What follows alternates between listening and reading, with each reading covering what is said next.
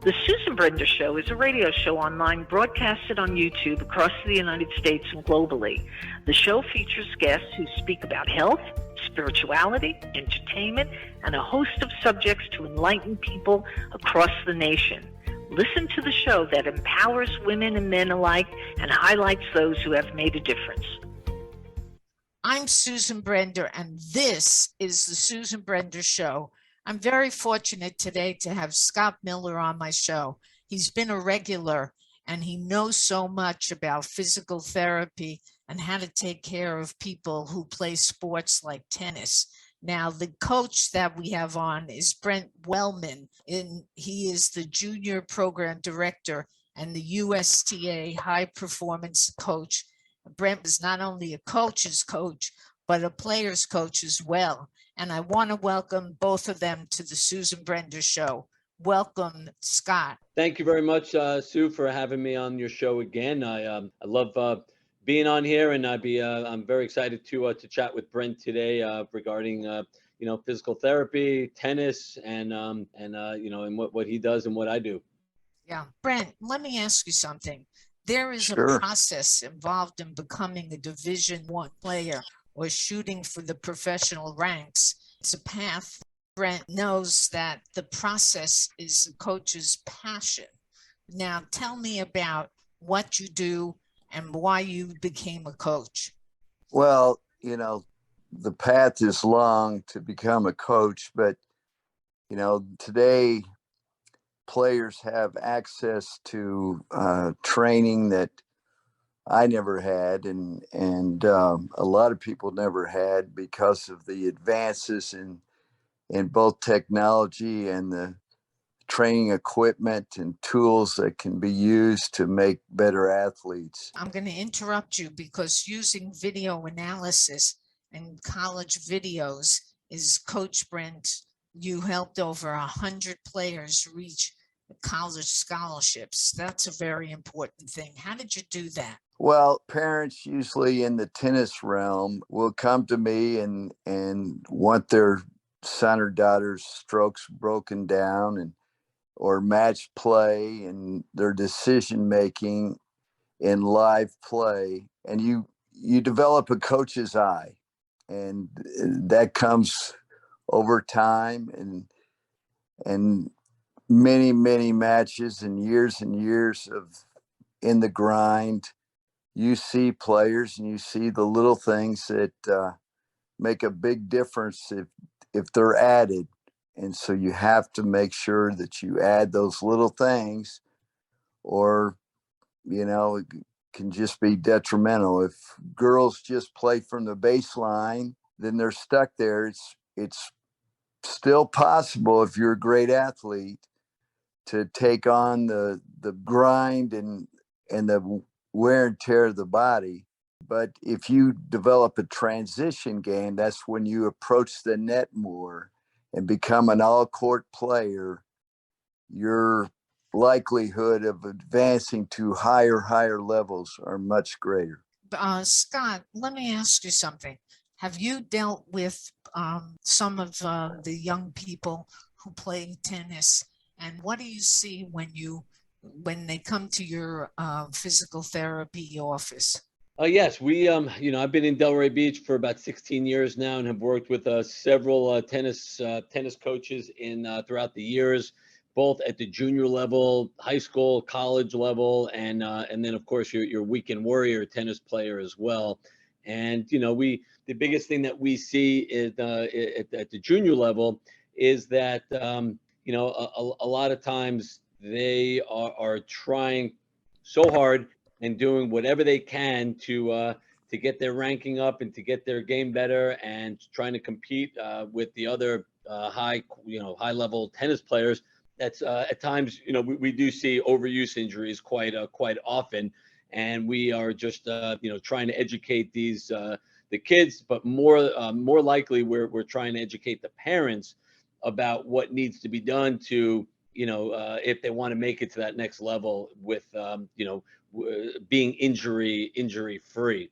And a lot of times the parents don't always understand this, and they just want to know how quickly a player can get back on the court, so that they can get more, so that they can get their points for for their yearly ranking, which is very important right now.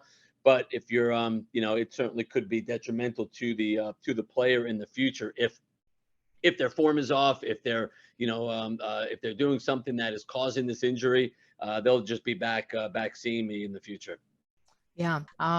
Brent, let me ask you something. When you coach some of these young people, do they watch themselves? Do they care about the way they play? What is it that they do that can cause an injury? There's so many things that could go wrong in tennis as far as the physicality, because if you're playing on hard courts, it's a pounding to all your joints and your ankles, your knees, your shoulder. If you're overusing it, serving hard all the time, there's just so many things that could go wrong. Your elbow, your golfer's elbow, that's the inside of the elbow.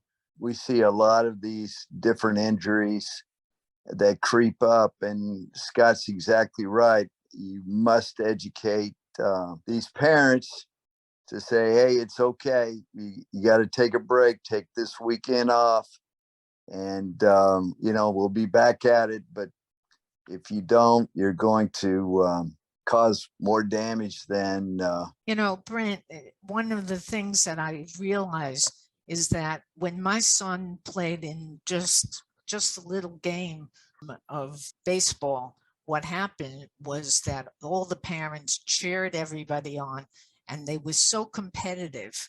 That's the thing. They're competitive, the parents, and they don't care whether their children get injuries, because they want them to win. Winning is the most important thing to them.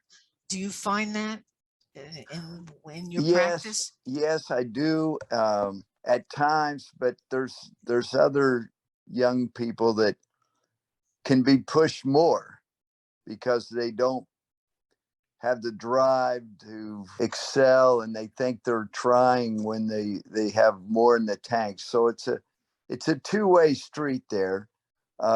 There are parents that are overbearing, and there's some of those people are delightful people, and they just need education and communicated to with their positives, and understanding that they're just a little overzealous.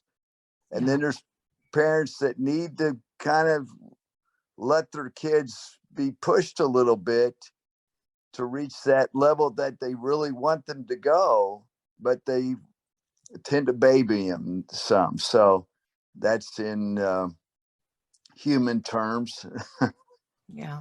Scott, you've been here for 16 years, as you said, and you must have seen a lot of tennis players come into your into your office. Now, here's the thing. Was it different before when you just started, or is it now a much more competitive sport that's causing more injuries? What do you think? No, it's tennis has been intense for for as long as I've been a physical therapist, especially here in Delray Beach. They've had some very, very high level tennis clinics and tennis schools that draw juniors from around the world. And I know they've had these programs here since I've had my practice here in Delray Beach. So I don't think it's gotten any more intense.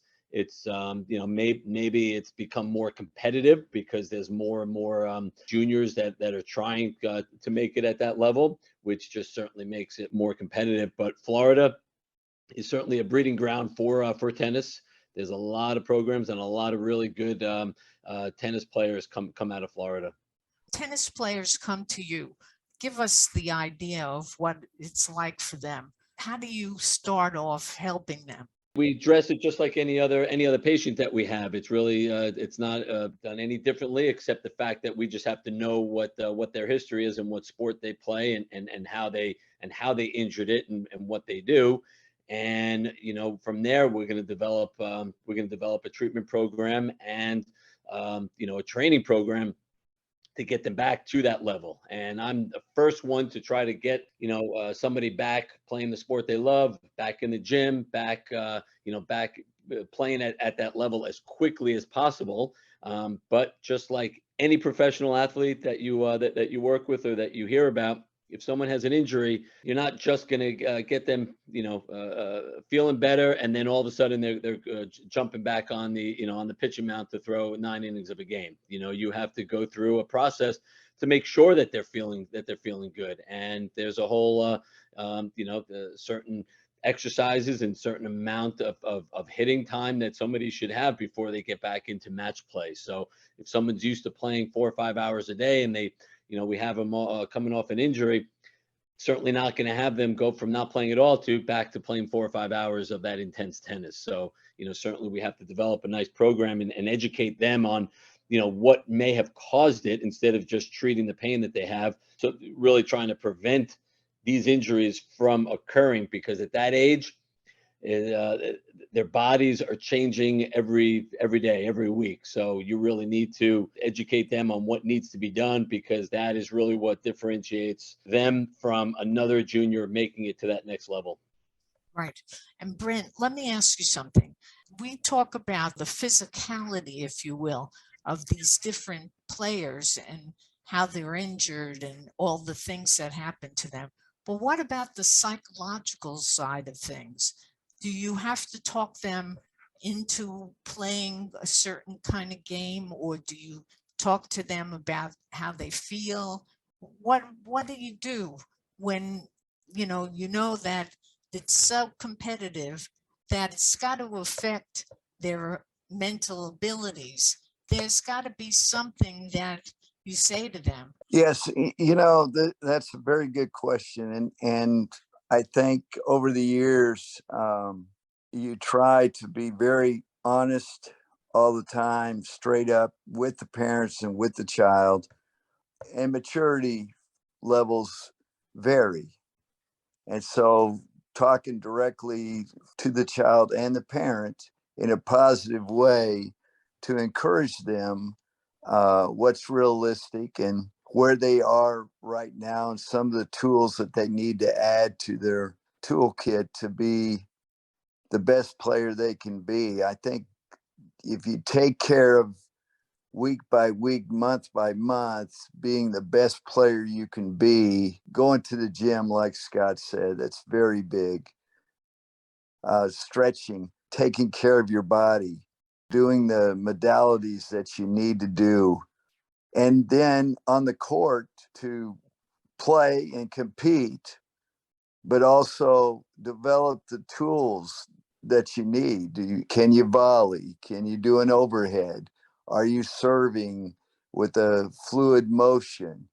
Is your forehand and backhand a C-centered stroke? These are just, recipes for fundamentals. So you have to have those tools, even if you're an elite athlete. But if you're not an elite athlete, and many of the players they're not, and that's okay. But they can still be a college player if they put in the work and they start to read the game a little better. Right. Brent, let me ask you something.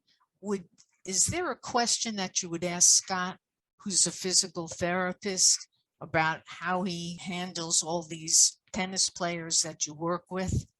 Yes, I would. On the shoulder, Scott, I think that's, it's not anything new. And of course, you've dealt with this. And this South Florida is tennis heaven, as Scott said. And there's a big boom in tennis. So I'm sure that you're receiving athletes that are dealing not only in baseball and tennis, but any throwing motion. That's something that you would treat. And what are some of the modalities that you go through with that? Well, with with a lot of tennis players, you're going to see the elbow and shoulder issues, and a lot of those come hand in hand. A lot of elbow issues in tennis players actually come from mobility and weakness of the shoulder, and vice versa. Sometimes the shoulder issues come from issues at the elbow. So it's very, very important that we assess both the elbow and the shoulder with all of our overhead athlete patients, not just tennis players. And a lot of times it's the overuse injury that causes a lot of the issues. And most of the time it comes down to is mobility issues, mobility, and then some instability in that shoulder. So, a big part of the treatment that we do here is a lot of hands-on work, a lot of soft tissue manipulation, passive stretching, active release to the limited areas of the shoulder. We really we try to restore that normal function of the shoulder or elbow, and try to get that range of motion to be normal in all planes of movement. And then, of course, we really, it's very, very important to try to strengthen and stabilize some of the small little intrinsic muscles of the shoulder and around that scapula, because once you develop a little weakness or even tightness in that scapula, that's when you're going to have some mobility issues. So it is very important. And some other modalities that are used mainly for pain relief, and that depends on if a patient has a lot of pain. We use electrical stimulation, ice, heat.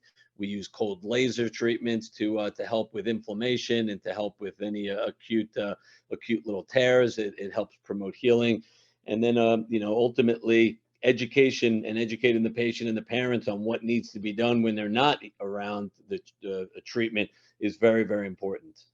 Yeah. Let me ask you something. You must have a story of somebody who's come to you and said, well, I love this sport and I want to continue playing and I want to reach the top. Okay. Now, the story that they talk to you about, how do you answer that when the person comes to you and said, I want to really be successful, but I don't know whether I can do it. And I'm really scared. Because some people, I would imagine, some kids, they are pushed to do this by their family and they are scared. I mean, because they want to win. Winning is the most important thing to them. So what is the story that you can tell our audience? Well, I think, there's numerous situations with different parents and different players that come, and it's what I try to do is tell them one day at a time. And so with that is let's do all we can one day at a time and watch your progress, because if you shoot for the stars and you land on the moon, that's great, but you've got to have goals. But let's do it one day at a time. And it's young people, it's fast today. Everything's fast, quick access with the technology. And so they can be really motivated for a week and then fall off and say, I'm going to switch to baseball, or I'm going to switch to basketball or something. And tennis is very demanding, as Scott mentioned. He's gonna get a lot of tennis players coming to see him because of it's a demanding sport, and you've got hard surfaces. And so, back to your question, we try to keep them day by day in an encouraging mode. Let them not talk negative to themselves. We really discourage that. There's no swearing in our program. There's you can be upset. That's okay. I understand. Everybody wants to win. But let's get everything we can get in day by day and build on that, rather than, I'm going to be the next Pete Sampras, Andre Agassi, Roger Federer. That doesn't happen without putting in the steps. Everybody wants to believes some of that Star Trek stuff, but it's got to be day by day, putting in your work and then taking the breaks and taking care of your body, like Scott has mentioned. Well, it's almost the end of the show, so I want people to know how to get in touch with you. Scott, would you tell people in our audience how they get in touch with you? Absolutely. Well, I'm here in Delray Beach, Florida. You can find a lot of information on my website, and there's a lot of content about us and about just injuries in general. And that's miller-pt.com, and that's for Miller Physical Therapy.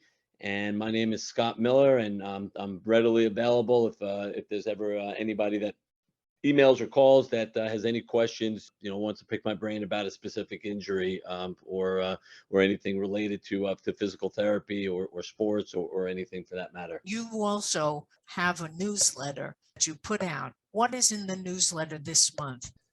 All right. This month we have some information just about getting back into the fall sports and just about stretching. There's always a little nutrition issue that we have something about some good tips about what to eat and nutritional stuff.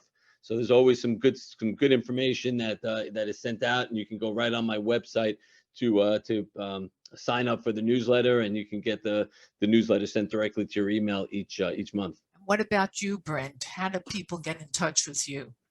Well, they can come by the Delray Tennis Center. It's got the stadium there on 201 West Atlantic. And we've got an after-school program daily and then Saturday mornings. And they can contact me by email, impactwellman@gmail.com. Well, it's been a pleasure talking to you. I think our audience has learned a lot about the tennis game and how to really deal with it. So I want to thank both Scott Miller and Brent Wellman for being on the Susan Brender Show. It's really a pleasure. Thank you very much. Thank you, Susan. Thank you, Sue, as usual. I really enjoyed being on the show. Look forward to next time. Yes, for sure.